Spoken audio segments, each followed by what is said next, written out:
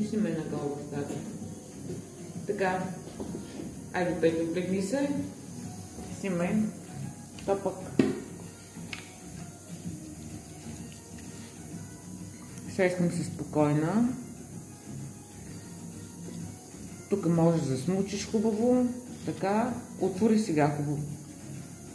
Дай да ги махнем тези старите. Отвори. Рефлекси, всичко ще се оправи. Затваряй. Искам да дъвчиш, да си нагласиш за хапката. Не си е нагласила, притеснена си. Дъвчи хубаво, дъвчи. Не те гледа видеото. Трябва да нагласиш. То боли. Ще оправим нещата. Айде сега се отпусни и почни да дъвчиш. Успокой се. Както миналия път. Нищо не е променено. Дъвчи си спокойно, дъвчи си и ще захапиш. Ще те напръскам после.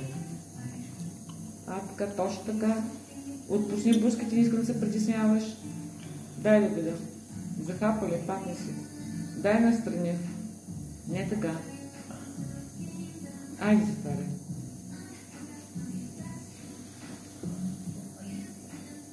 Ще дъвчиш. Айде дъвчи. Напред, назад. Изправи главичката, давай напред и дъвчи. Добре. Знам, че ли е добре. Само, че искам да нагласиш без... Всъщност не се опитвай да е перфектното, по-нататък стават. Нещата се изглаждат. Дъвчи и се успокой. Изключи.